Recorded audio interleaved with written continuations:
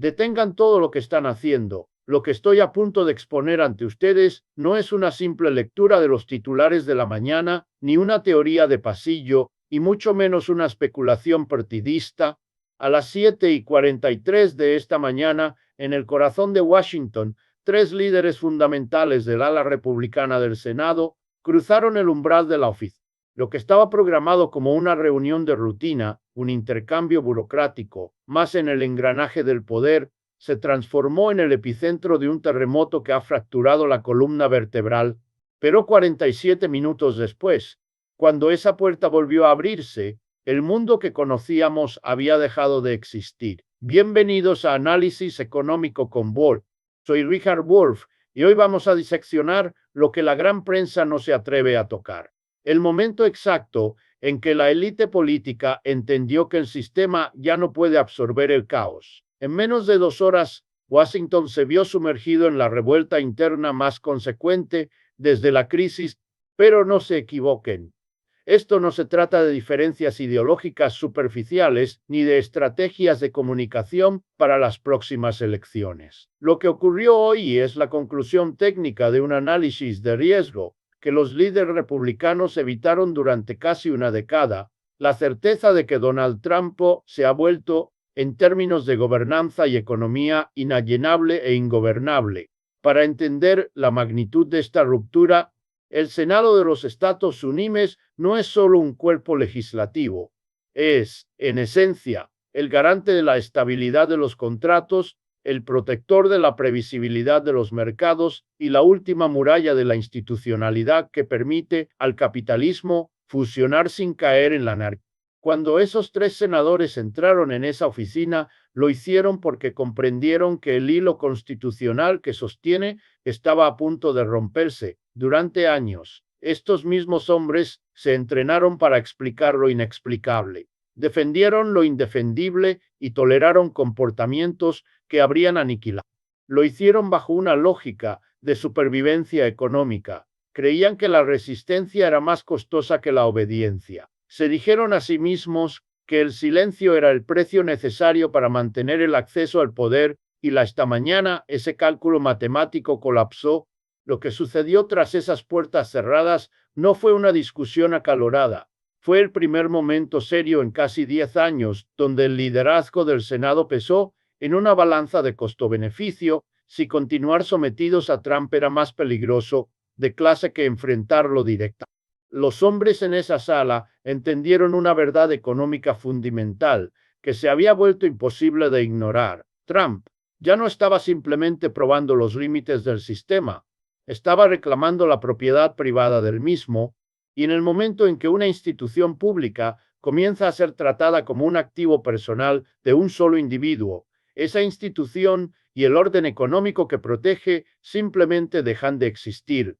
Hubo algo mucho más aterrador, el silencio gélido de la comprensión de que el costo de la inacción, el costo de no hacer nada, finalmente había superado el costo de la resistencia. Si ustedes quieren entender por qué estalló esta confrontación hoy, por qué el mercado está conteniendo el aliento y por qué los próximos días determinarán si el tejido económico de ese país, eventos que han sido deliberadamente minimizados, pero que cambiaron la matemática del miedo dentro del Partido Republicano. Lo que detonó esta crisis no empezó al amanecer. Suscríbanse ahora y activen las notificaciones, porque lo que voy a revelar a continuación es el análisis detallado de una llamada que cambió el destino de la... El reloj marcaba exactamente las 2:17 de la mañana cuando el teléfono de la mayoría del Senado sonó, y con él, para el fin, debemos retroceder a la oscuridad de la madrugada.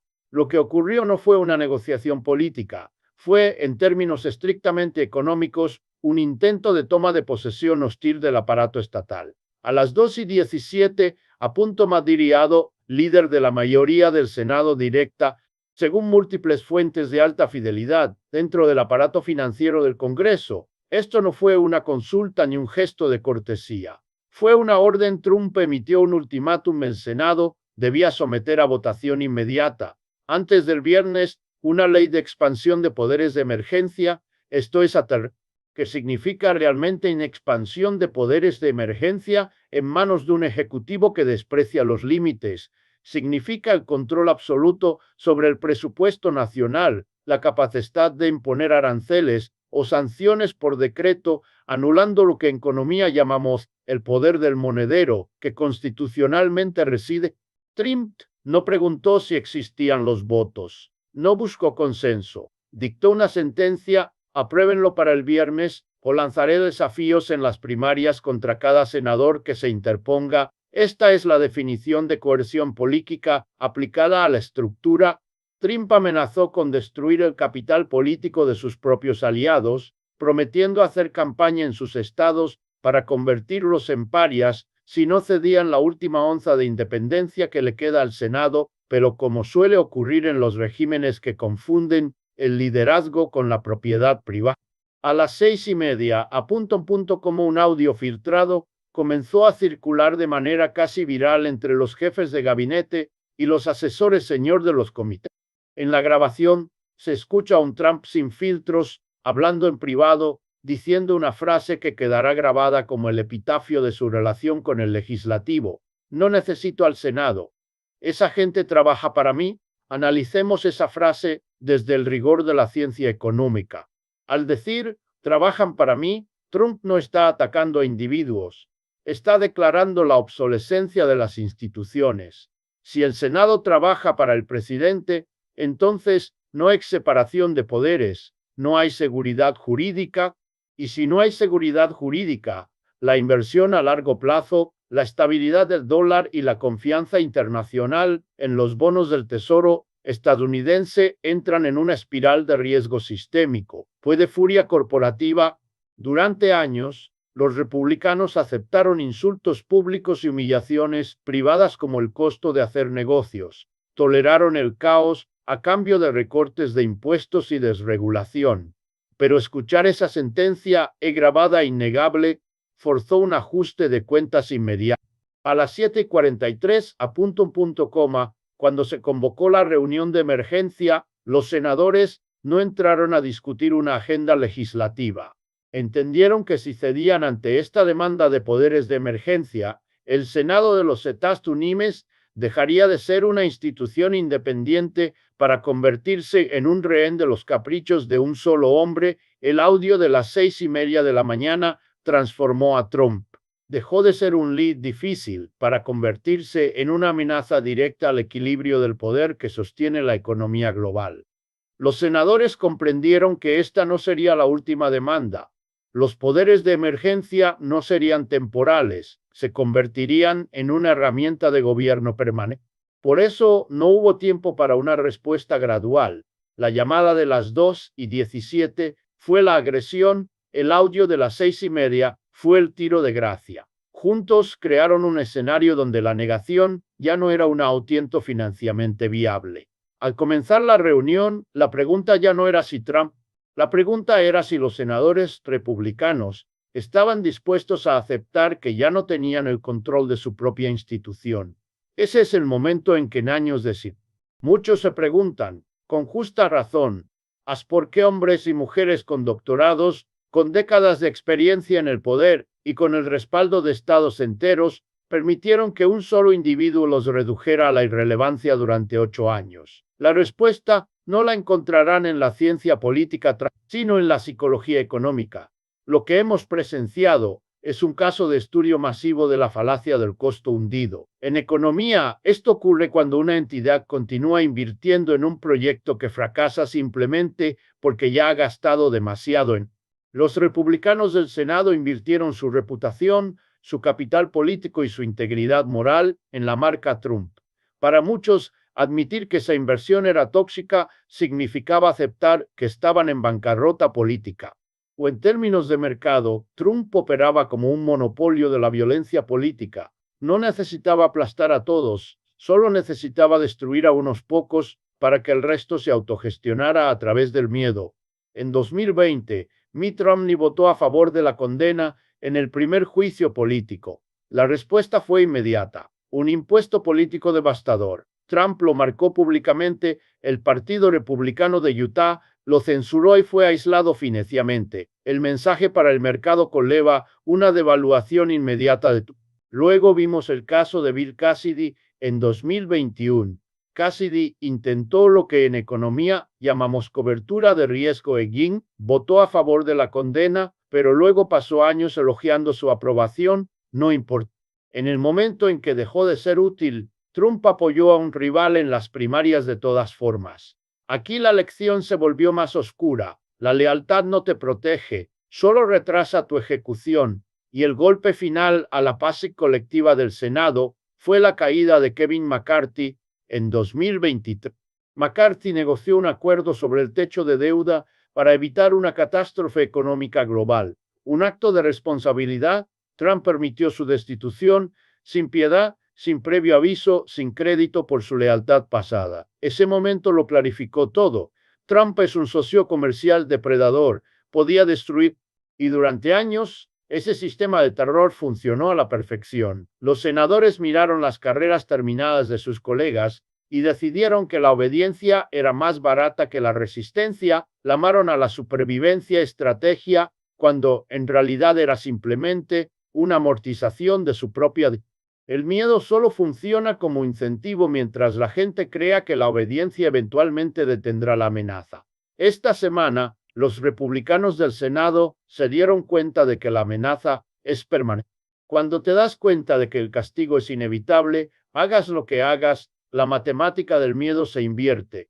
El miedo deja de paralizarte y comienza a provocar una acción racional de defensa. Si vas a ser castigado de todas formas, entonces la resistencia se convierte en la opción menos costosa. Ese cambio de paradigma no ocurrió de la noche a la mañana, se construyó en silencio. Mientras los senadores comparaban sus notas, veían cómo caían sus encuestas. Cuando el audio de las 6:30 de la mañana salió a la luz, la barrera psicológica ya estaba fracturada. Los senadores ya no se preguntaban cómo sobrevivir a Trump, se preguntaban si la supervivencia era siquiera posible, si continuaban alimentando al monstruo que los devoraría al final. Y esa, amigos míos, es la pregunta que ningún sistema autoritario puede sobrevivir. Una vez que los actores entienden que el cumplimiento no compra protección, el apalancamiento del dictador desaparece. Ese es el preciso instante en que el miedo deja de ser un arte, y es el momento en que toda la estructura del poder comienza su colapso final. Hemos llegado al punto donde todo cambió. En la teoría de sistemas existe un concepto llamado convergencia de fuerzas, donde múltiples crisis se alinean para romper un equilibrio que parecía sólido. Ninguno de estos factores por sí solo habría sido suficiente para derribar el muro de silencio del Senado, pero juntos destruyeron el hechizo. Analicemos las tres fuerzas que cambiaron el cálculo de costo-beneficio para los líderes republicanos. El primera fuerza es la matemática electoral. En política, el voto es la moneda de cambio y esa moneda se está devaluando. El mapa del Senado para 2024 es brutal. 23 escaños republicanos están en juego frente a solo 11 demócratas. Estresa crea una vulnerabilidad extrema, pero lo que realmente encendió las alarmas, encuestas privadas que circulaban entre los senadores mostraron un patrón aterrador. En estados clave como Montana, Ohio y Pensilvania, los candidatos republicanos perdían entre 6 y 8 puntos de apoyo en el momento exacto en que se les vinculaba directamente. Un senador de alto rango lo resumió con una crudeza económica total. Puedo defender el conservadurismo, pero no puedo defender el caos. En términos de mercado, Trump dejó de ser un activo movilizador para convertirse en un patil electoral, lo ahuyentaba. La segunda fuerza es la geoeconomía y esta es mucho más grave que una simple retórica vergonzosa. El incidente de Groenlandia envió ondas de choque a través de las capitales de la ONU. Los miembros del Comité de Servicios Armados del Senado empezaron a recibir llamadas frenéticas de oficiales de defensa, contactos de inteligencia y comandantes retirados. El mensaje era unánime. Esto no es estrategia, es inestabilidad pura, uno de la inversión. Los senadores comprendieron que el riesgo no era solo un titular embarazoso, sino el socavamiento de alianzas que han mantenido el orden global. La tercera fuerza es la realidad jurídica y el riesgo de crédito político. Mientras esto sucedía, múltiples procesos penales se aceleraban simultáneamente.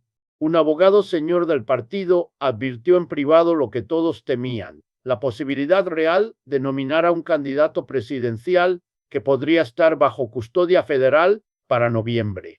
Para una organización política, esto es el equivalente a declarar una quiebra técnica. No puedes vender un producto que está incautado. Defender a Trump pasó de ser una posición incómoda a ser un suicidio institucional cuantificable. Contar combinas la vulnerabilidad electoral, la inestabilidad antenimalta. Los senadores no reaccionaron por emoción, reaccionaron como contadores frente a una hoja de balance llena de números rojos. La conclusión fue simple, no salvaba sus escaños, los ponía en peligro inminente. Una vez que esta idea se asentó en el subconsciente colectivo del Senado, el comportamiento cambió la lealtad se convirtió en una carga, el silencio en complicidad, el instinto de esperar a que pase la tormenta colapsó. Este es el momento en que el miedo pierde su utilidad. Y eso es exactamente lo que ocurrió a continuación, detrás de las puertas cerradas de la oficina de Mencompre. Lo que ocurrió dentro de esa sala a las 7:43 de la mañana del miércoles es el momento en que esta crisis se volvió irreversible. Para un analista de la economía política, este encuentro fue un test de estrés para la arquitectura misma del Estado.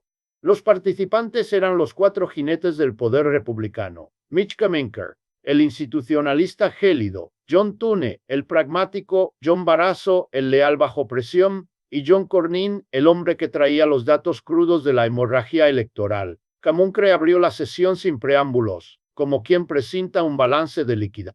Simplemente encendió un DSiChip y reprodujo el audio filtrado, los 3 minutos completos de Donald Trump, declarando que el Senado trabajaba para él. Lo reprodujo una vez. Una fuente preseyente describió el silencio posterior como sofocante. En ese momento la habitación comprendió que no estaban ante una rabieta presidencial. Estaban ante una declaración de insolvencia constitucional. John Thune fue el primero en romper el silencio. Su evaluación fue puramente operativa. No podían defenderlo. No podían ir a los programas de noticias dominicales, ni mirar a los ojos de sus donantes corporativos y explicar por qué el presidente estaba amenazando aliados de la OTAN. Los votantes moderados, aquellos que sostienen la economía de los estados en disputa, ya se estaban alejando. Por seguir a Trump en este abismo era, financieramente hablando, una inversión con retorno negativo garantizado. Barrasso, sin embargo, planteó el dilema que había mantenido al partido cautivo, y Chenia Bosuaponi, Cassidy y Cheney. Advirtió que si se oponían públicamente, Trump usaría todo su arsenal mediático para destruir los individuos. Preguntó, ¿en qué se diferencia esto de las veces anteriores? Fue entonces cuando Mencompre se inclinó hacia adelante y lanzó la frase que cambió la trayectoria de la historia republicana. El argumento de Kamenker fue una lección magistral de realismo institucional. La otoño ya no era si sobrevivían políticamente o no, sino si caían defendiendo a un hombre que los despreciaba o defendiendo la institución que les daba poder. Advirtió que, si no trazaban una línea roja en ese preciso instante, el Senado se convertiría en un activo tóxico, sin valor y sin función. Cornyn aportó la estocada final con los datos de Texas. Sus encuestas lo mostraban 4 puntos abajo, y cada uno de esos puntos estaba vinculado directamente al caos Quinteve por la Casa Blanca. Los votantes querían estabilidad, previsibilidad y gobernanza, no explicaciones sobre por qué el presidente hablaba de invadir o de anular la autoridad del Congreso.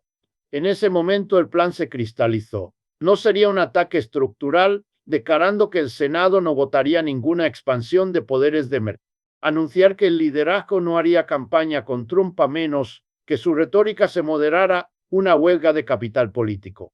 Y lo más importante, si Trump iniciaba desafíos en las primarias, el partido usaría todo el fondo del comité senatorial no mostré para proteger a los titulares, cortando el financiamiento. McConnell miró a cada hombre y exigió una respuesta inmediata. Thune dijo, sí. Cornyn dijo, sí. Barrasso guardó silencio durante 30 segundos, que parecieron una eternidad. Una lucha interna entre la lealtad y la supervivencia. Finalmente exhaló y dijo que sí. 4 hombres. En ese despacho, la estructura que había mantenido unido al movimiento MAGA durante 8 años comenzó a desmoronarse. No fue por ideología, fue por la comprensión de que el costo de la obediencia. La revuelta no era solo política, era una declaración de bancarrota del aletado punto. Lo que siguió a la decisión de Camoncre se desarrolló con una velocidad que solo puede describirse como un pánico bancario. En el momento en que el liderazgo decidió retirar su capital de la empresa Trump, la confianza que sostenía al partido se evaporó en cuestión de minutos. La estructura de control de Trump, que parecía monolítica, reveló ser asombrosamente frágil una vez que el centro dejó de sostener. A las 9:15 Mitch Komenke comenzó a ejecutar el plan de liquidación. Realizó llamadas personales a los senadores republicanos de mayor rango. Uno por uno, necesito saber quién está con nosotros. Las primeras confirmaciones fueron previsibles. Romney, Collins. En términos de mercado, estos eran los activos seguros, aquellos que siempre habían desconfiado de la dirección de la empresa. Pero lo que ocurrió a continuación fue el verdadero terremoto. 2 nombres cayeron como un rayo. El cambio de Graham fue el evento sistémico definitivo. Durante años, Graham no fue solo un aliado. Fue el principal agente de relaciones públicas de Trump, el senador que gestionaba las crisis en televisión y el que mantenía la línea directa en el campo de golf. Pero el miércoles, el precio del caos superó su capacidad de pago. Una fuente cercana a Graham reveló que su razonamiento fue estrictamente de gestión de daños PES. Graham entendió que, si no rompía con Trump ahora, su propio legado se liquidaría junto con el del presidente. Para las 10:47 como el documento de la revuelta ya estaba redactado. 5 páginas, de un lenguaje legal denso y afilado, centradas en la autoridad.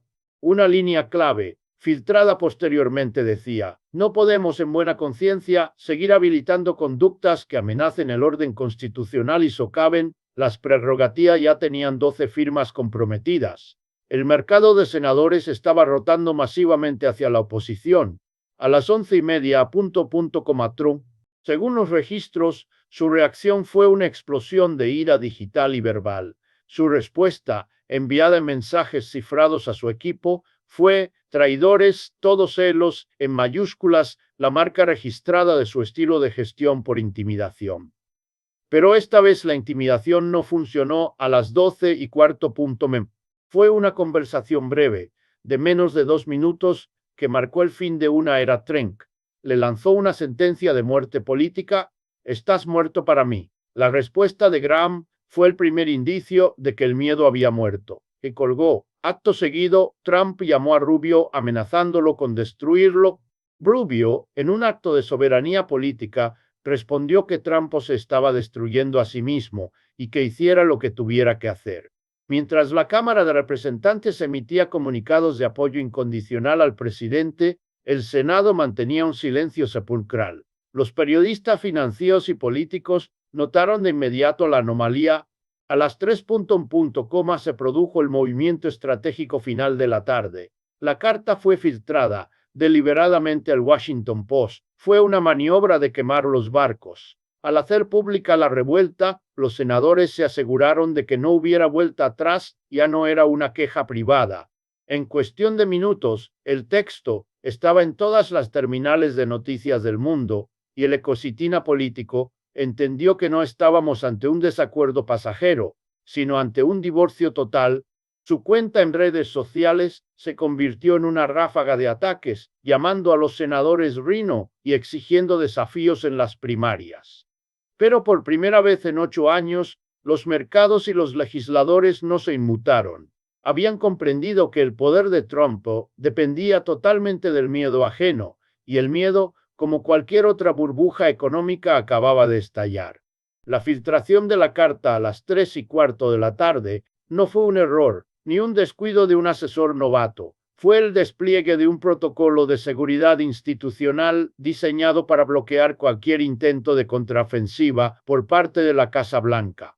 Lo que la mayoría de los analistas de noticias ignoran es que, mientras la carta circulaba, el liderazgo del Senado ya había activado un plan de contingencia de 3 etapas. En economía, esto se llama redundancia de sistemas. En política, es una declaración de guerra total.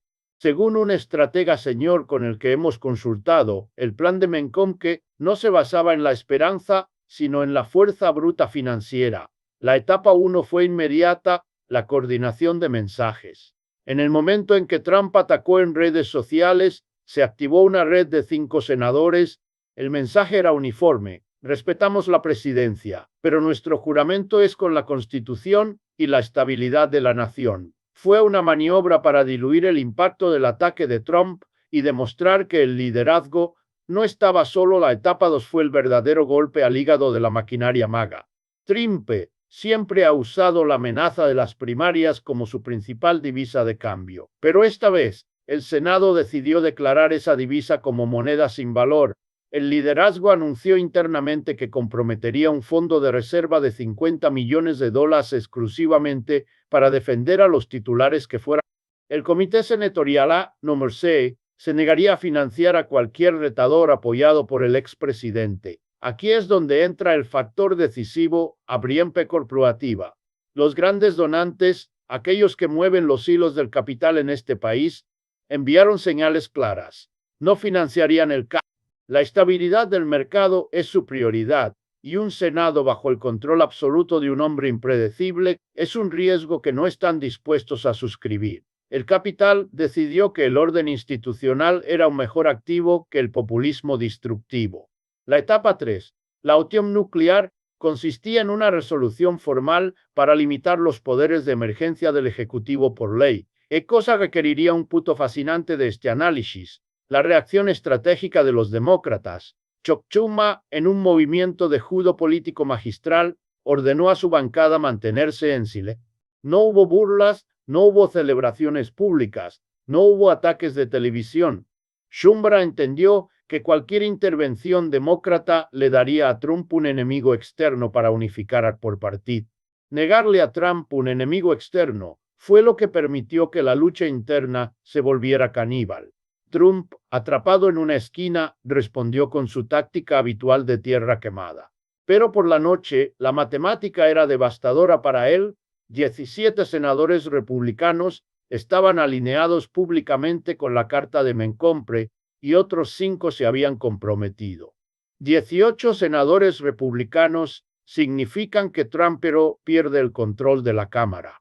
Significa que no puede aprobar leyes, no puede confirmar jueces extremistas y no puede usar al Senado como su escudo legal. A medianoche, el panorama para el Partido Republicano había cambiado para siempre. Ya no se trataba solo de una disputa por Groenlandia o por los poderes de emergencia, se trataba de una rebelión de los gerentes.